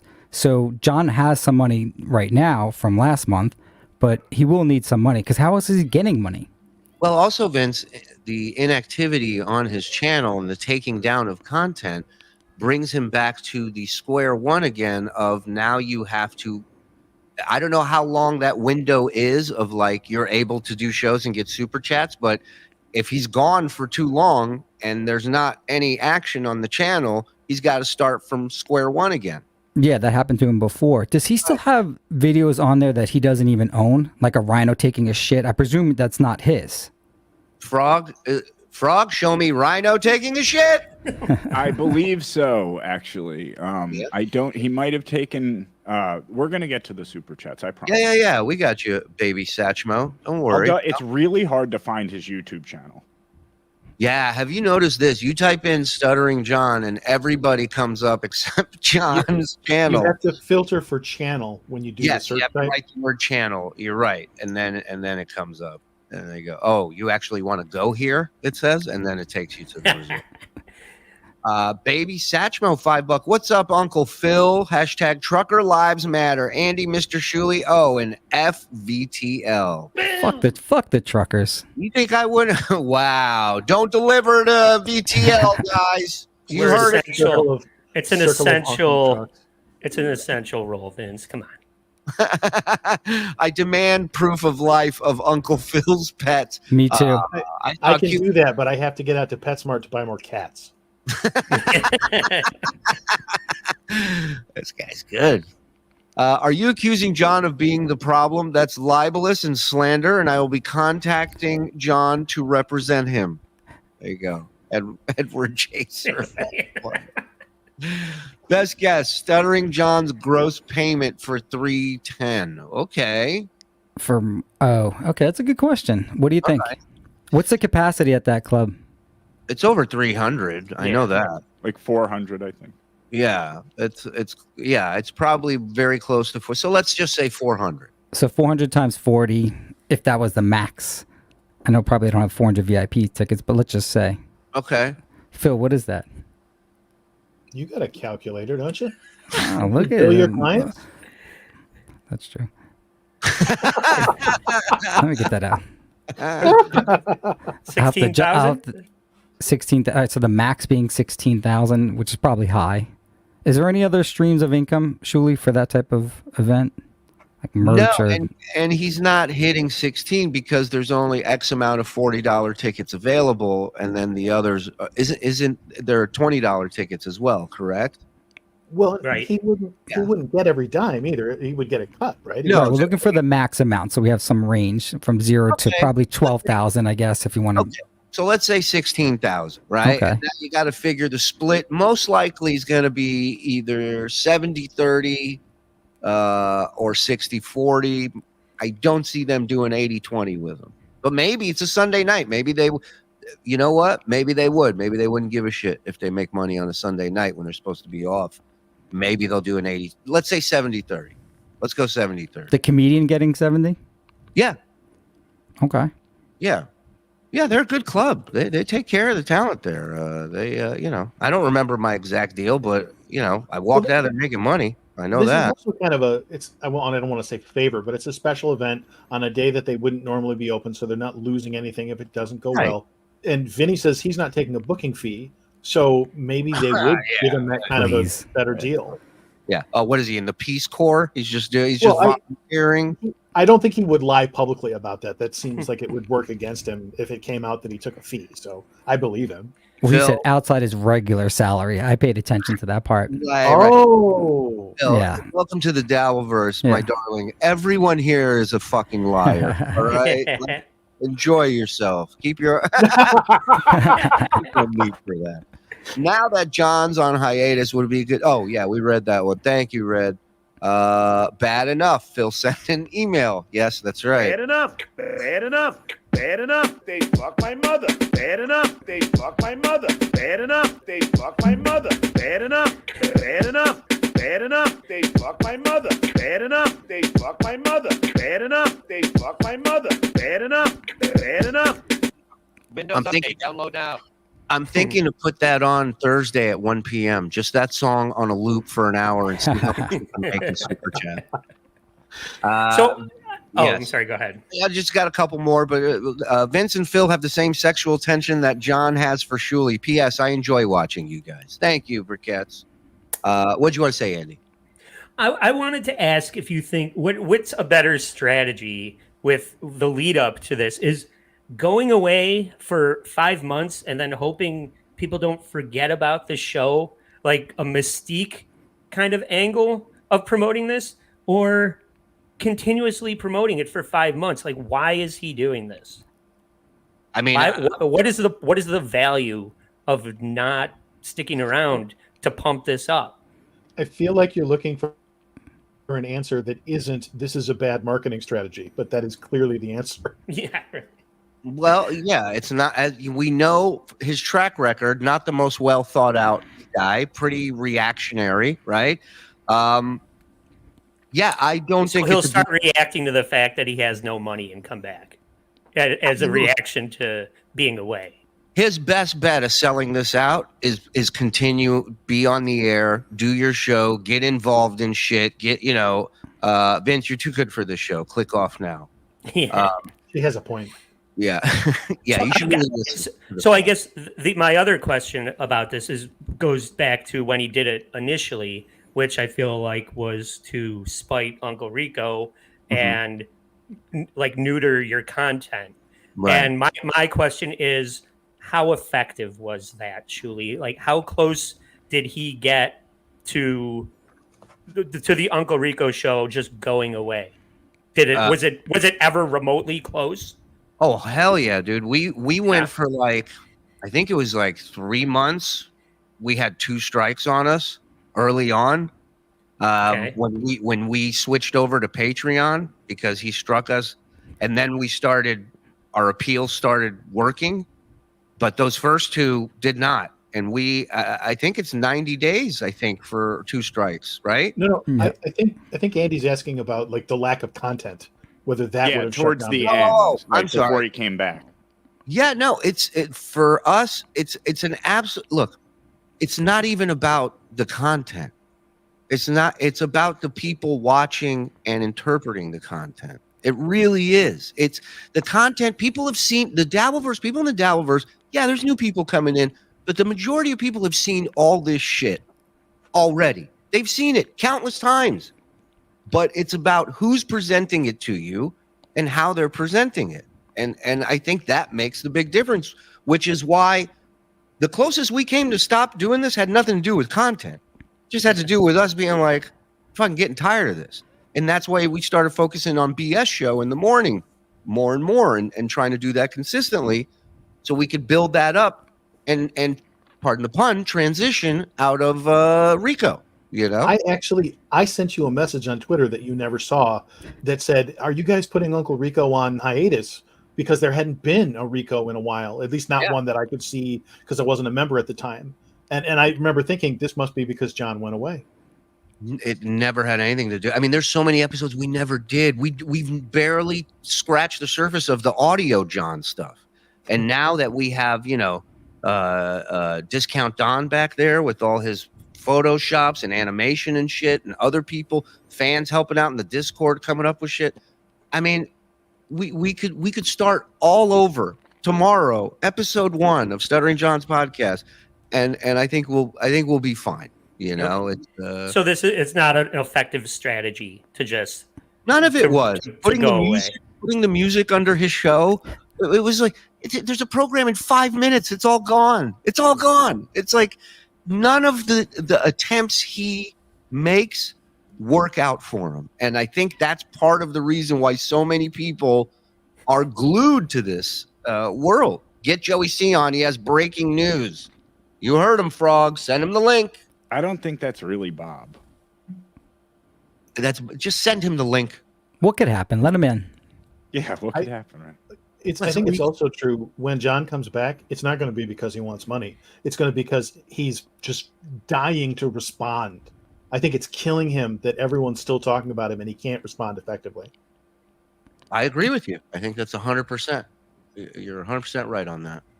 I'm waiting for Joey to get here, and then we'll get his breaking news. Cardiff and OJ are paying John to stay away. Yeah.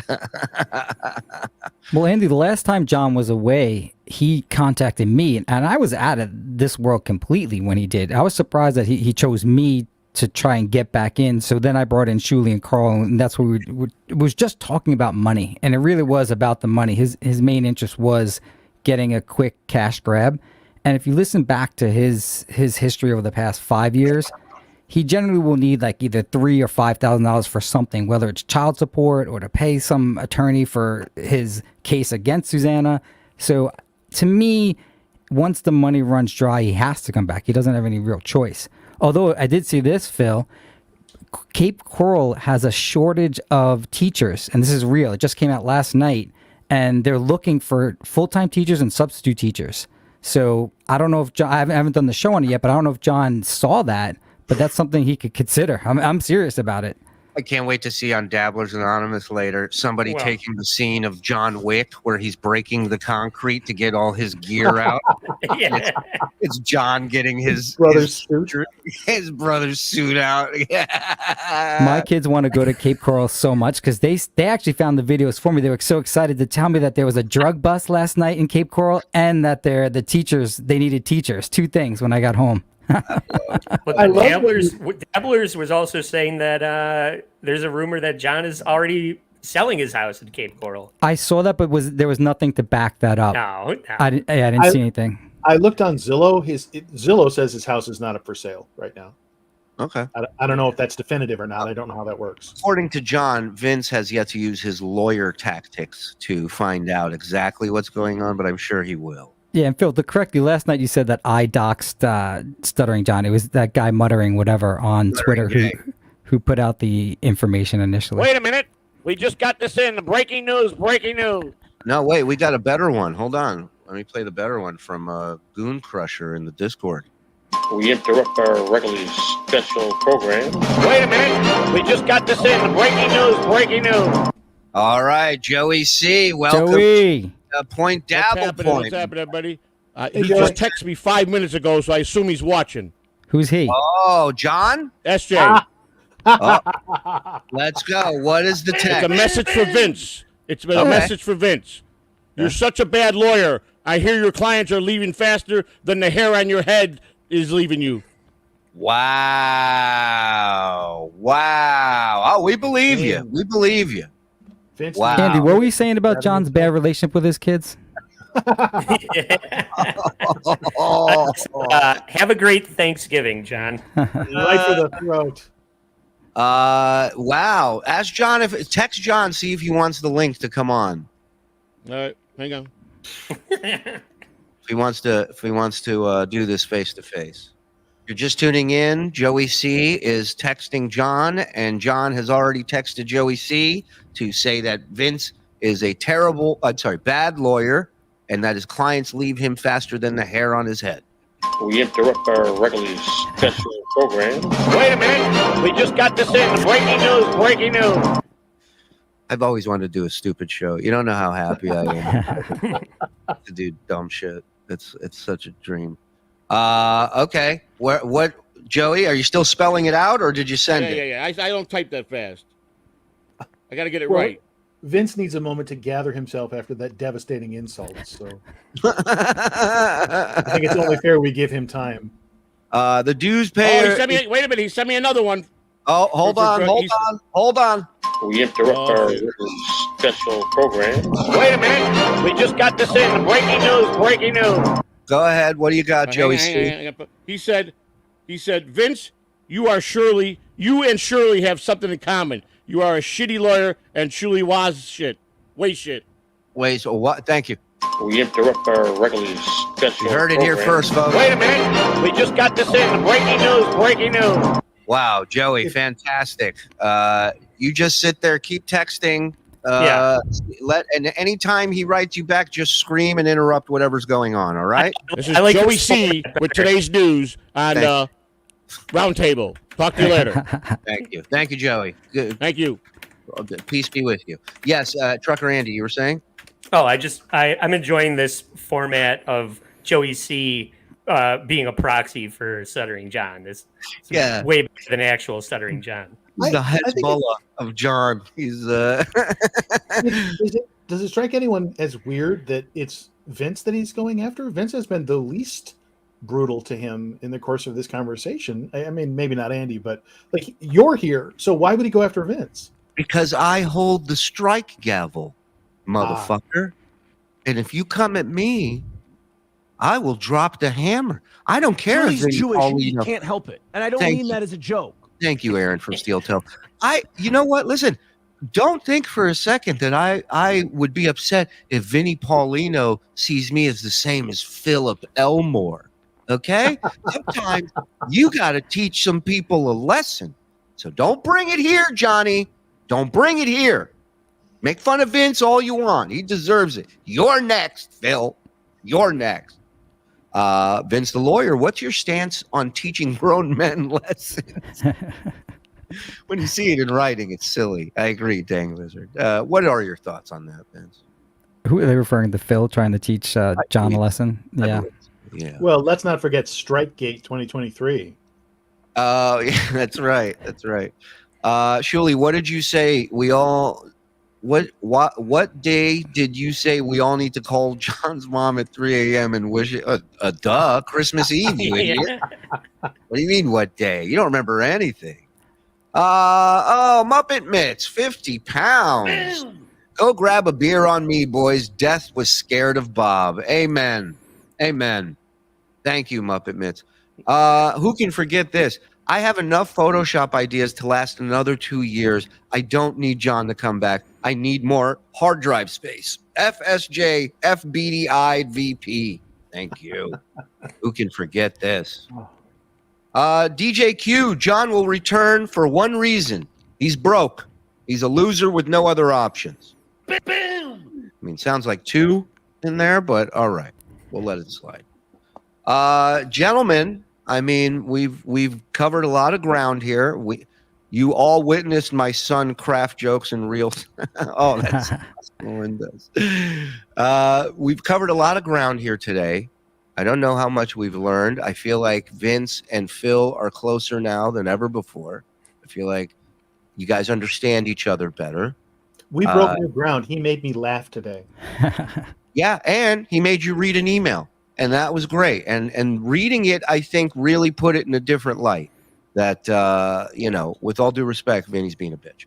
But other than that, I love all of you. I think you guys are essential components for the Dabbleverse. And by all means, let's do this again. Let me get some plugs out for everybody. There you go. 966 Find Vince. It's not Find Vinny, right? It's Find Vince, right? Yeah, Find Vince. There you go. And then we got All Apologies, Trucker Andy's podcast, as well as WATP. Is that right, buddy? That's right. Yeah. I mean, everybody knows WATP, but All Apologies, we're coming up on about 6 months. We're going into our 26th episode next week, but we take apology videos that pop up, usually celebrity apologies. We just did Will Smith. We're going to do Joe Rogan apologizing for using the N-word next week. So it's like in the vein of a WATP type of show, but that focuses on celebrity apology towards. And when are you doing Phil's apology for the letter? I can record something if you need. Okay, terrific. Well, thank you for coming on, Andy. It's always good to see you. Love the boys over at WATP. Phil, Surviving the News on YouTube. This man does a nightly show now, 8 o'clock. Tonight? Tonight he will be Tonight on. I'm going to be talking about the emails that I got from someone I think is John. Oh, why don't you read one? Let me read one to us. Let's see if we can tell if it's John or not. Okay, I don't have it ready. That's all right. You take your time. While we're time. talking, Shuli, wasn't there something else that we wanted to play, or did we already play it? Was it the? Oh, it was Ben Finger, but I thought somebody asked for something else, John related, and they said we'd play it at the end of the show. If somebody in chat remembers, let me know. Vince the midget lawyer is a shitty lawyer, and Shirley the hack pack leader is a shitware. So shitware plus shit law. This I think is John. What do you think of that? Yeah, there's no way that's Casey. It's not Casey. It is 100% not the real Casey. Yeah. Okay, John, I have that email whenever you're ready. Okay, John, let me just read Toby here. John gave us so much content from his comeback till now. We actually could use a break from John. If I was being sarcastic, he'd probably take it seriously. Anyways, so what's the harm in saying it? Nothing. And I agree with you. How can you miss me if I don't go away? As the great Jim Cornette would say. Yes, Phil, go ahead. Read this. There was 2 emails. I'm saving the first longer one for my podcast tonight, but the second one he sent as a follow-up this morning.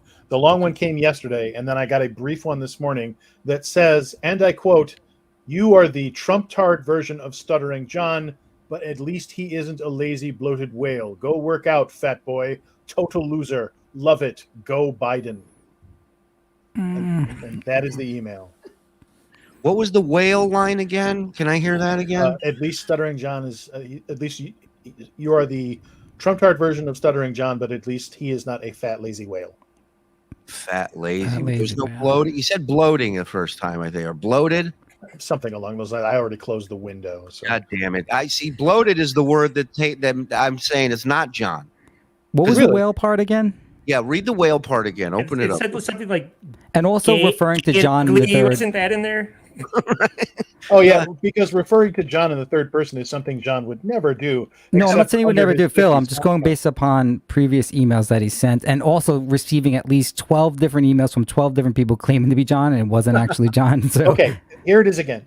You are the Trump-tard version of Stuttering John, but at least he isn't a lazy, bloated whale.